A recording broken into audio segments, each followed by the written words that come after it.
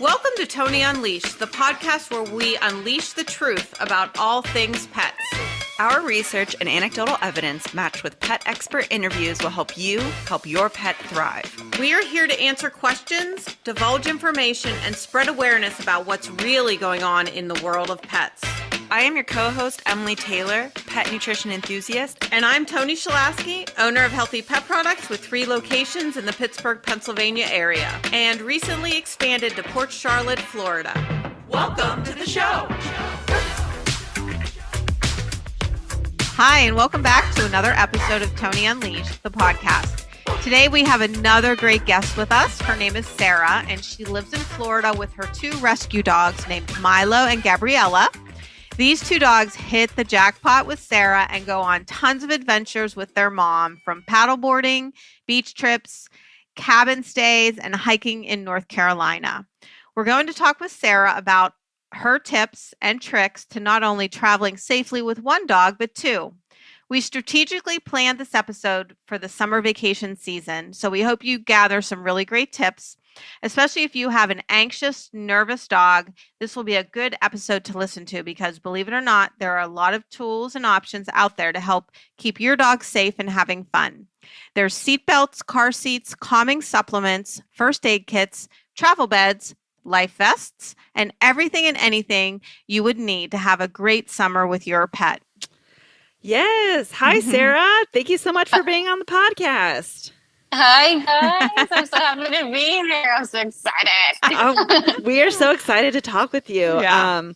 Not only because, I personally love traveling with my dogs, even though I don't do it as much, but also because we both have rescue dogs from Puerto Rico, you and I. Yes. Woo, woo. So I'm excited to talk about that. And I'm excited to talk about traveling. And because I think people get really nervous about traveling with their dogs. I feel like we're also in and I know it's very common in Pittsburgh. I don't know about Florida or any other states, but I've talked to a lot of other pet owners who really struggle with finding a pet sitter, and it might be really scary to think about traveling with your dog, or might be overwhelming. So I'm really hoping we break that barrier down and that wall and make it seem like more of an approachable option for people.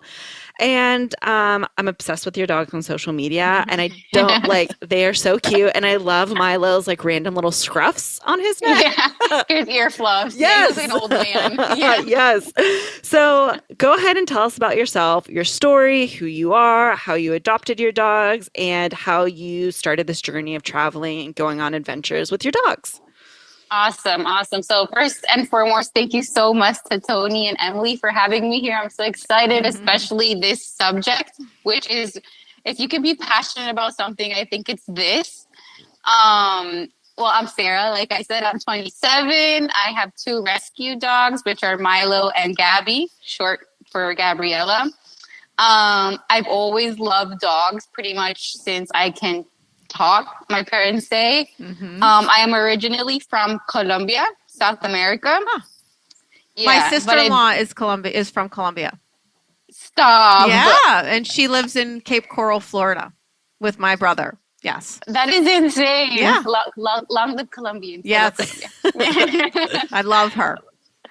And I've been living here in South Florida for about maybe 15 years. Yeah. So 15 years. I lived in Colombia for about, subtract 27, take away 15. That's how long I've been living here. I lived in Colombia. And in Colombia, like in Puerto Rico or other islands like Bahamas or South American countries, there's a lot of stray dogs and stray cats. It's very common. It's not like here you go outside and you see a stray dog and you freak out. I start calling everybody and anybody I know in the rescue world. No, it's very common. People don't freak out. They're like, oh yeah, he's always been there. So I've always had a passion for stray dogs because of that. I guess I always felt bad. I always cried when I see a dog on the street. And that's what got me to adopt 2 stray dogs, which are Milo and Gabby. They've changed my entire life pretty much. Milo is from Bayamon, Puerto Rico. He was rescued by one of our local shelters here. It's called Big Dog Ranch. I don't know if you guys have heard of it. I think we, the rescue that I have done work with, Save a Friend Puerto Rico, I think we sent 2 big Dobermans over there. The Big Dog Ranch. Yeah, Yes. it's a pretty big shelter here in Do they in South adopt Florida. out to like celebrities often?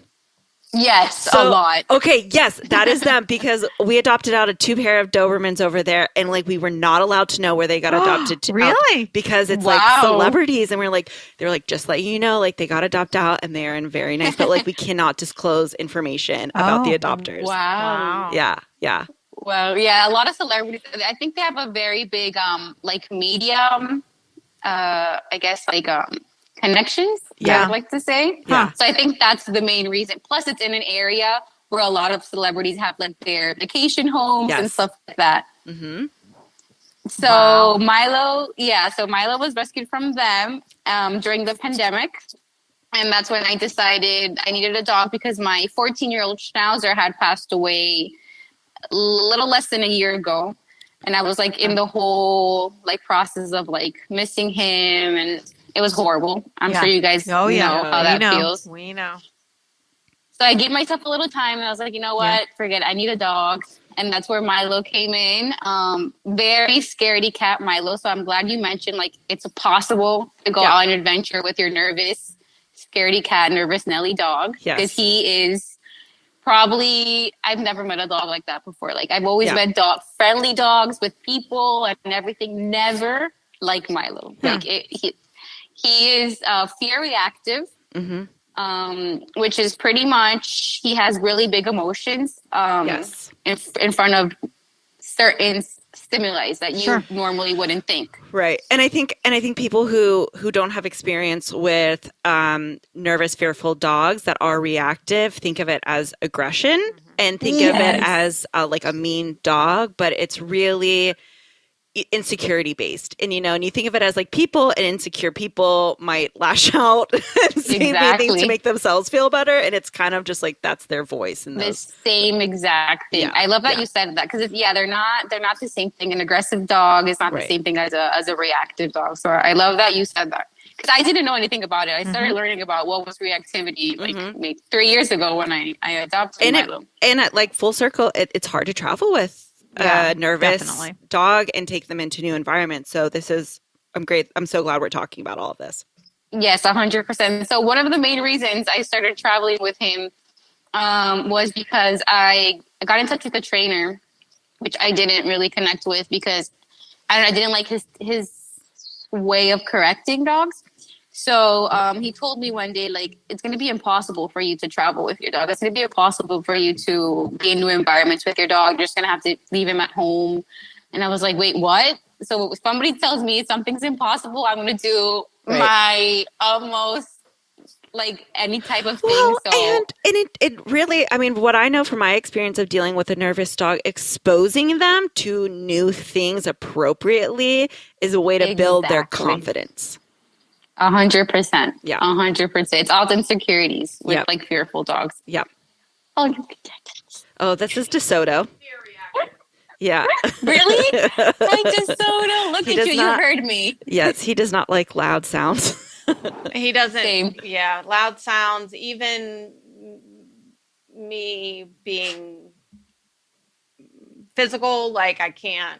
Yeah. And I'm Italian, so I'm always like, ah! Yeah. And it just doesn't work. It doesn't work at all.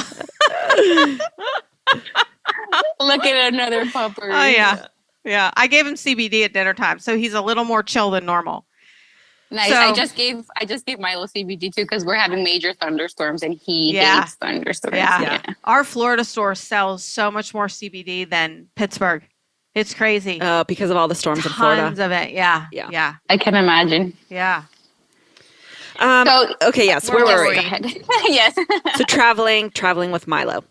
Oh, yes. Okay. So he told me that it was going to be impossible and whatnot. I was like, no, it's not going to be impossible. Like, I can do this. Like, if I gain Milo's trust, I'm sure he's going to make it.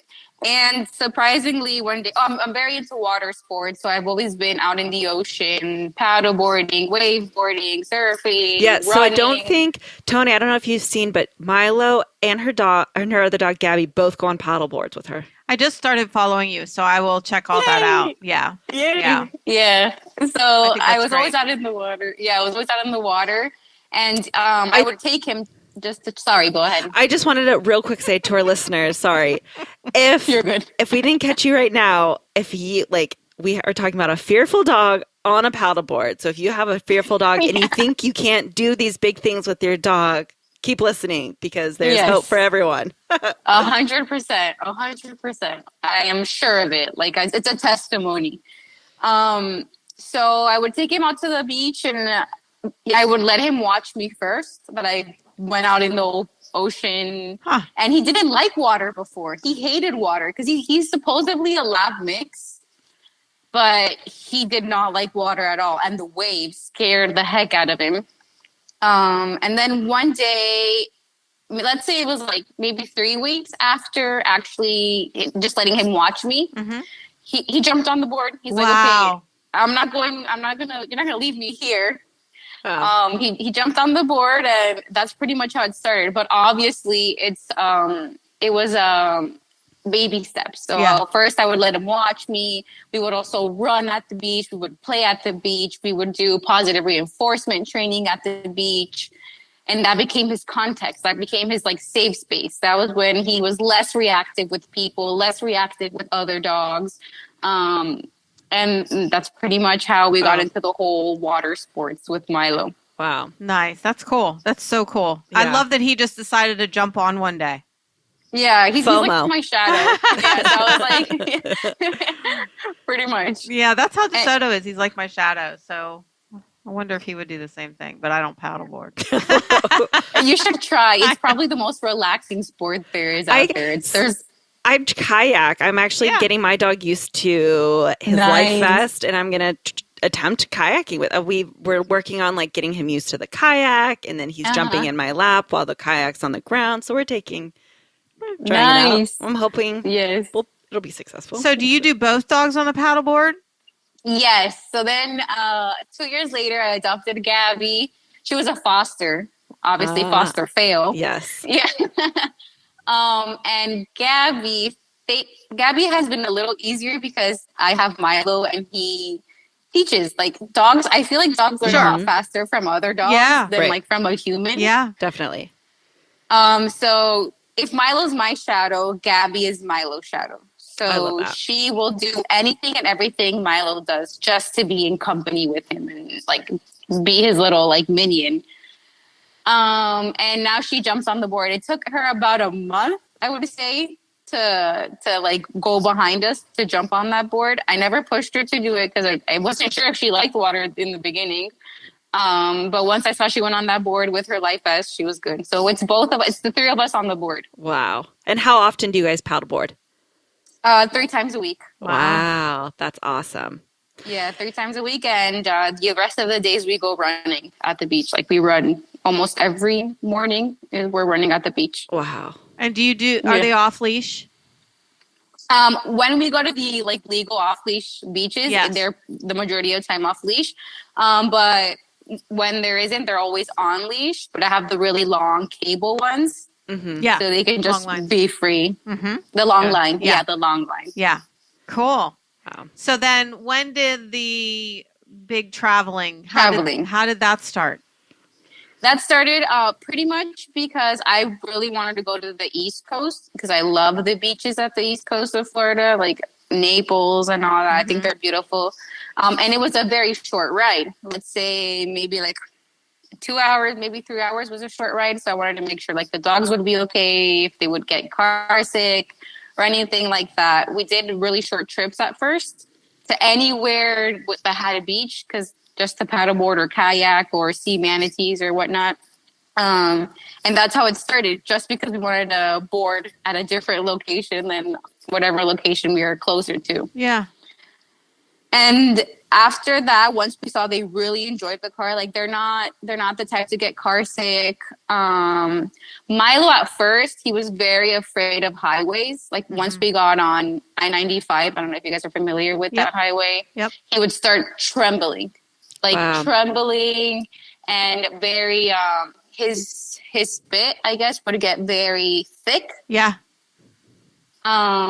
And so what we did there was a lot of positive reinforcement, which I think is probably the best tool any dog owner parent can ever use in training. We would reinforce him with chicken, which is probably the highest reinforce. Every time we went on the highway, once he would start like sitting down, chicken. Once he would like let himself calm down or lay down on a safety bed we have in our car, chicken. And now he's like the best on highways as well. So, and he wouldn't like throw up since he was already salivating a lot and probably a little nauseous. He didn't get sick?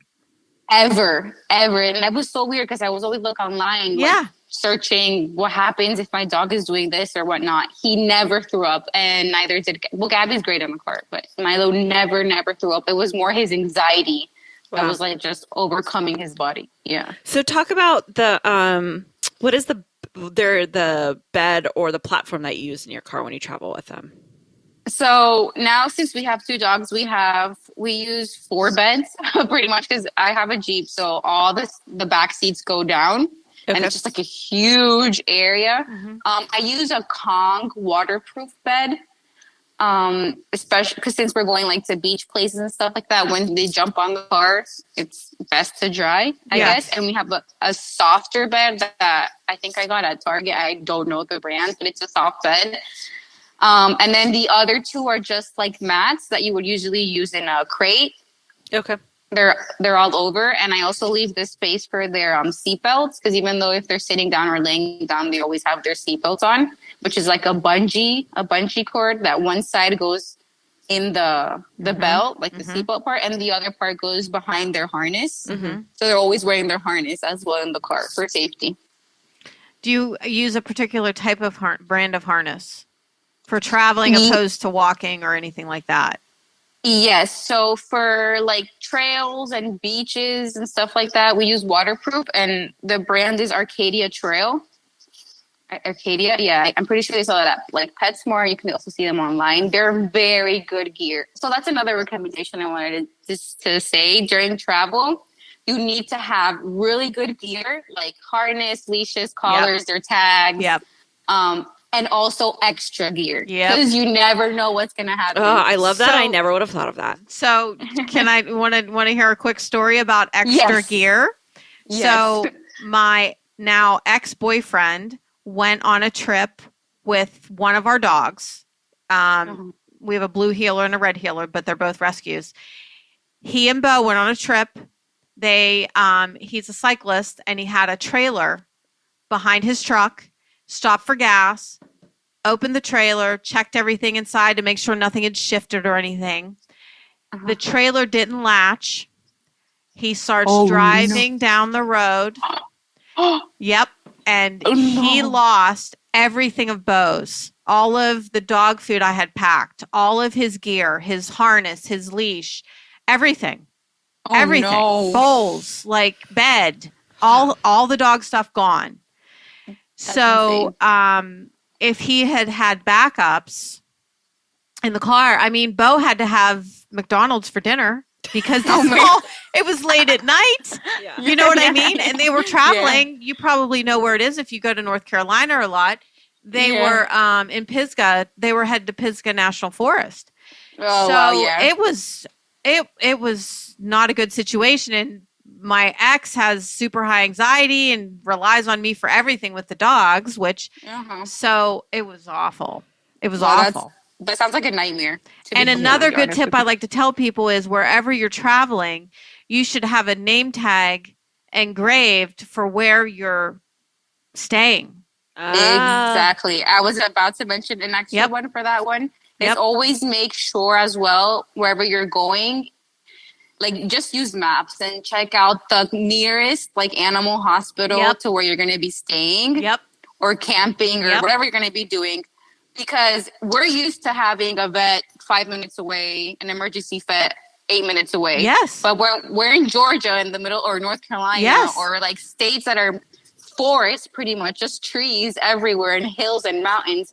Your closest vet you're going to get is like an hour and 45 minutes. So when there's an emergency, you really like just have to like think on your toes and remember, where was it again? And blast your way to wherever. And sometimes know you don't where have it is service ahead of time. Yeah, because you don't always are You going to might not have cell service. Yeah. Exactly. In the mountains and everything. Yeah. Yep. Yeah. So, And then exactly. and then that leads us into also having a first aid kit on hand, because vets are farther away, or you might have to wait until the next morning, something like that, and having. So, Sarah, are you pet first aid certified? No. Have you ever? Because you can take classes on pet first aid. Oh, wow. I had no idea. I'm going to have to look into that. Yes, and I will look into that. ASAP. Yes. And if you're really into it, and I don't know what your full-time job is, you can even become like an instructor. Oh. I actually do ABA therapy, which is something that has helped me out a lot, because it's behavioral analysis. You know analysis. I used to do that. That's so funny. That's what I had a degree in child development or education. I did a lot of ABA. Mm-hmm. So it helps if you notice, like, a bunch of the dog training techniques come from behavioral, like Skinner and all these people that gave us the base of like dog training stuff. Yeah. Cool. Wow. Yeah. So do you keep a first aid kit on hand, and what are in the first aid kits, and what do you find yourself you use the most of, or have you ever had to use it? Okay, so I'm very OCD, so I have a first aid kit in my car, in my fiance's car, and one at home, because you never know. Mm-hmm. But when we travel, it's always in the main car we're using. And I got this one on Amazon, and I thought it was like the best. I've never had to use it, but obviously I opened it because I wanted to check out what they had, and that nothing was expired. I think it was like $40, but it includes absolutely everything, like alcohol pads, thermometer, instant cold packs, like anything and everything you would probably need instantly. I thought it was amazing. I never had to use it, thank God. And I think for the instant cold pack, we need to have a whole other episode of temperature and dogs getting fevers and how detrimental that is to their health. And exactly. Yeah. So in the first aid kit, do you have a muzzle? I don't have a muzzle in the first aid kit, but I carry muzzles. Good. And I've had muzzles since Milo's fear reactive. So I always have to carry a muzzle when I'm traveling. Well, why do you say muzzle? Well, because if a dog is injured and you try to help the dog, a lot of times they become aggressive. Yeah. So sometimes you have to muzzle your dog to help your dog. To help them out. Yeah. If they have like a thorn or something stuck in their paw. Exactly. Oh, yeah. Or hit by a car. Like you just never know. So it doesn't hurt to have that. I took a first aid kit many years ago. I paid for all the employees to get certified. This is going way back, like 10, 12 years. Yeah. But the instructor taught us how to muzzle a dog with a strap. Wow. Like just a long piece of like fleece. It was cool. Yes. It was really cool. And then even if you don't have a muzzle, you can makeshift something. Exactly, and make it your own. Wow. Yeah. That's amazing. Yeah. So anyhow, boy, we're really like getting into all this cool I know. stuff. Yes. I know. I honestly didn't think this is like may need to be a two-parter, and I did not think writing this would be a two-parter. Yeah. But I didn't realize honestly how much goes into all of this. A lot. What about crates? Are your dogs crate trained? Do you recommend bringing crates to like Airbnbs and when you travel for safety? Okay, so both of my dogs are crate trained since they're rescued. Like they were automatically already crate trained when I got them, and we kept reinforcing that. But since they're older now and they honestly don't need the crate anymore, but I do recommend if your dog is like the first time traveling, it's going to be the first time they're going to stay at a Airbnb or whatever place they've never been before, to take your crate, because that's going to be the only safe known thing that they are going to have at that place, at that location. So yes, I would definitely, if your dog is crate trained, go ahead and take your crate no matter what. Yeah. And there's a lot of great crates out there for traveling as well. Yes. Okay. Seatbelts, crates, leashes, CBD. You do use CBD? I do. I not for traveling, but I do use it for like their fear stuff. Like it's only Milo. Milo uses for thunder, fireworks, and hurricanes. And do you feel it's 100% successful, 50%? What are your thoughts? And what's your favorite? Do you have a favorite brand? We're not here to, Yeah, but for sure. what's I your get favorite it. brand? Okay, so at first I didn't like it because I was like, this thing doesn't work. But I was using it wrong Ah, because CBD is something that you have to do, I guess, gradually is the word. So it's not only for the event itself. So like for the thunderstorm, that's going to be in the afternoon. So I go to him in the morning. No, you have to do it. That's what I've learned, like what I've read. Like you have to do it like every single day. mhm. Like so his body gets used to it in his Mhm. system. And correct me if I'm wrong because I'm like very new to the CBD thing. So I didn't like it at first. I was like, oh, this doesn't work. Like I wanted something like automatic to help him for the thunder that I wasn't expecting like Right. an hour ago. And now that I've learned how to use it, it does help a lot, but it's a tool. So it's not 100%. Doesn't Yeah. mean that I'm not doing like, counter conditioning anymore. Like the positive reinforcement. I'm still doing counter conditioning with him. I still use his like vest, his thunder vest. So it's an extra tool to have in handy, but it's not the only thing I would do to help him out pretty Cool. much. I Yeah. think that's perfect. I think that's a perfect way to talk about CBD because I think when people just feel like they're putting all of their eggs into the CBD basket, they're going to be let down and they're going to think it doesn't Exactly. work. But when you use it with, like you said, proper training, with reinforcement, when you use it gradually, when you get their body used to it and you use it as as a tool, like you said. As a tool, like something to help you out pretty much, And- but it's not 100% reliable on that. And it's not only great, like even if you don't notice it, immediately fixing anxiety or fear, it's so beneficial for the body anyways. It's not hurting your dog. It's benefiting it in ways that you don't even see sometimes as well. I've read a lot of older dogs with arthritis and stuff like that. I've heard that CBD helps them out tremendously. Yes. Yeah. It absolutely does. Along with joint support, but that's a whole other episode. Yeah. Yes. Yes. And speaking of joint support, and I am also a big time hiker, maybe not so much now that my ex and I aren't together, but so how did you get your dogs into going? How many miles do you go? I'm sure you gradually transitioned them into it. Same with elevation, boulders. Tell us about that. Okay, so it's funny because obviously Florida is not known for mountains. We don't have any mountains. We're known for the beaches. So when I decided to start traveling up north, like I said, Georgia, North Carolina, South Carolina, Alabama, I needed to make sure that they were ready. First, the weather change, because we are used to the heat. They're not used to like cold weathers, and we're always traveling like November, December kind of stuff. So first I want to know like temperature wise how they would do with the cold, especially Gabby because she's like a 20-pound pit bull Chihuahua mix, so she's very tiny. She doesn't have long hair. So first I like focused on that, and then gradually like the physical stuff. Since they are runners, they run with me every morning. I know they would be good in that aspect. And what I would try to do is like look for trails like similar trails.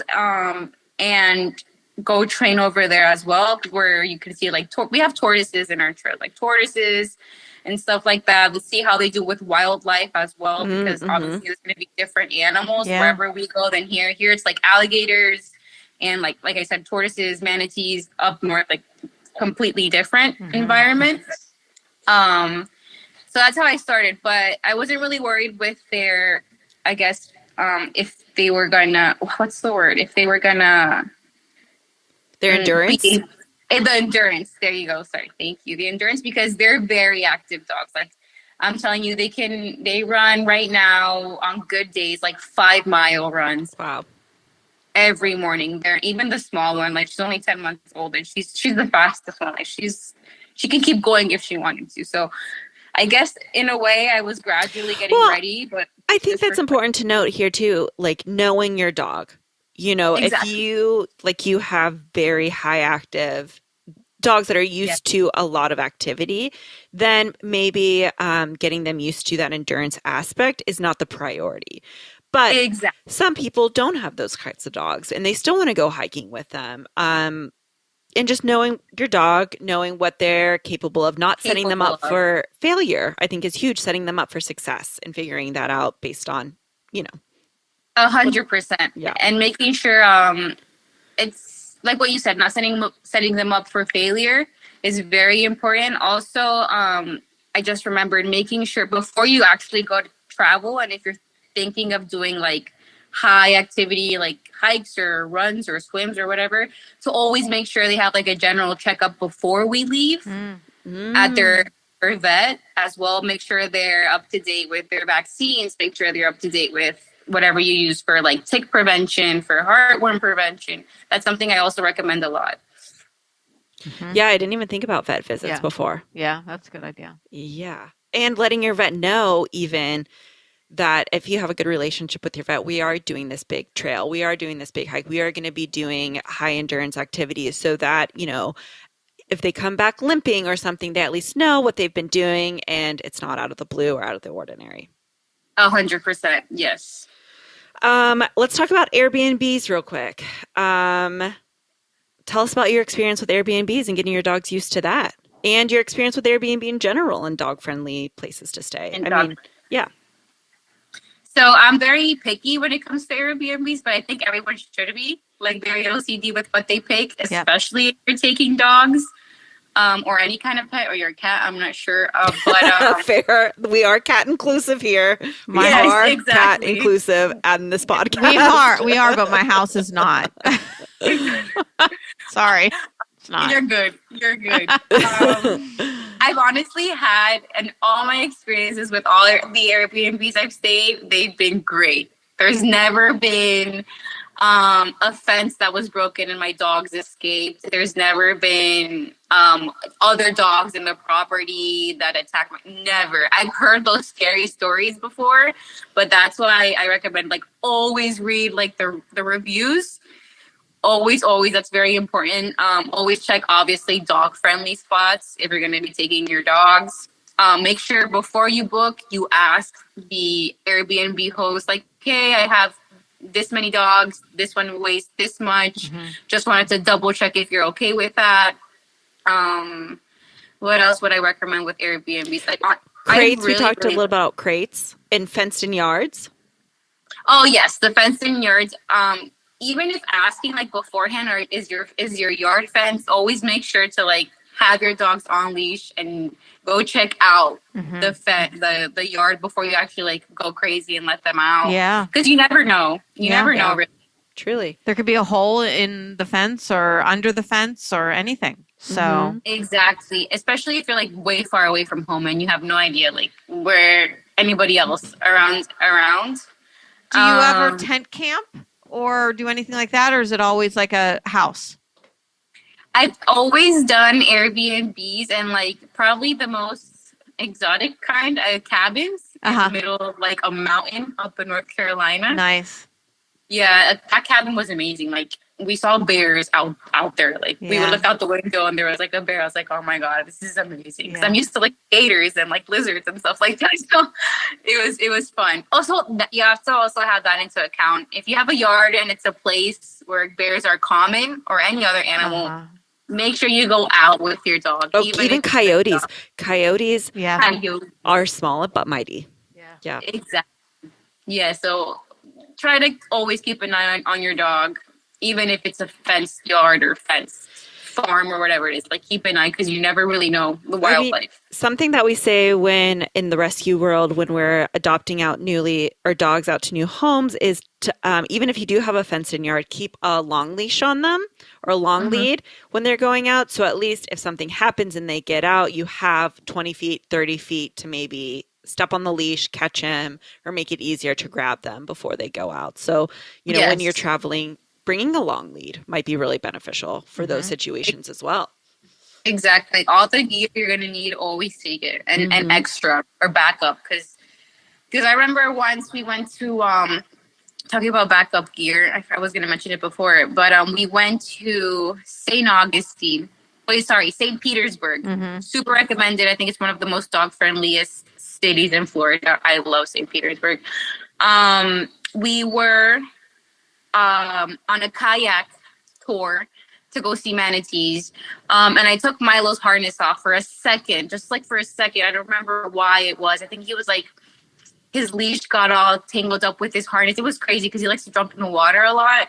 I took it off for a second and plop, off the kayak it went right down to the lake, right in the middle of the boat. Oh, no. And I was like, no. Thankfully, I had his life vest, and his life vest has a hook as well. Yeah. But I had my backup harness in the car, or else I would have been like, what am I going to do now? Like, we're so far away from trying to find another harness, but that's why a backup is so important. Yeah. Wow. Yeah. You never know. Gotta be prepared for everything. Have your dogs met manatees then? Yes, Milo. Gabby didn't exist back then, but she existed, but wasn't in our life yet. But yes, Milo has been like face to face. I guess like the manatee was. I don't know. You probably can't see me, but the manatee was down here, and Milo was right there, and they like sniff their little noses. I have a video. It's super cute. Oh, that's so cute. Yes. All right. Well, Sarah, did we miss anything? Check your notes. Let me check my notes.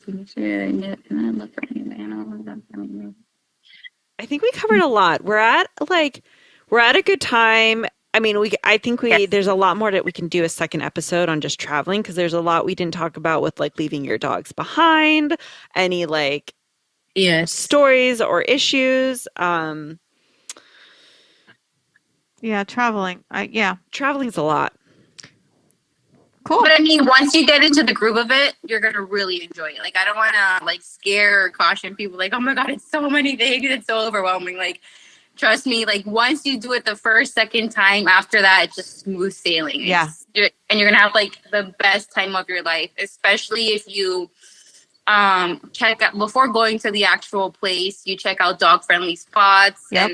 And it's honestly, I've traveled for my 27 years of life, and the last 4 years have been the best trips I could have ever done, just because my dogs were with me. It's pretty amazing. It is so fun. I love traveling. So what we can do is, if you have, we can include in our show notes, if you have favorite websites that you know of that are like dog friendly websites that can lead people towards dog friendly beaches or that kind of stuff, we can include it in our show notes. Great idea. Yeah. But Sarah, for now, tell us what your social media handles are, how people can find you, and then we will sign off.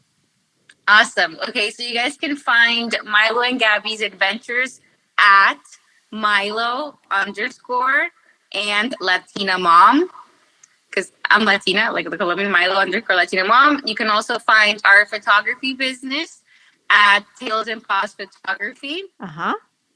And those are the two.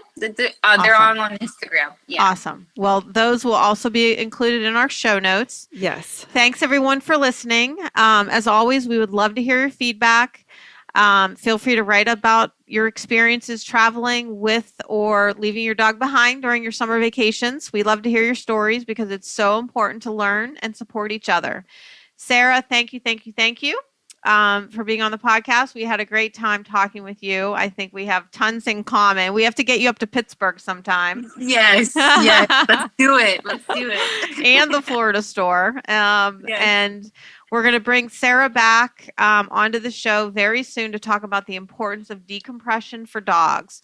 Whether you just adopted a dog, brought home a new puppy, or maybe your dog experienced some level of fear or stress, it's always so important to allow time for your dogs to decompress and heal. So until next time, thanks everyone. Thanks, Sarah. Thank you. Bye.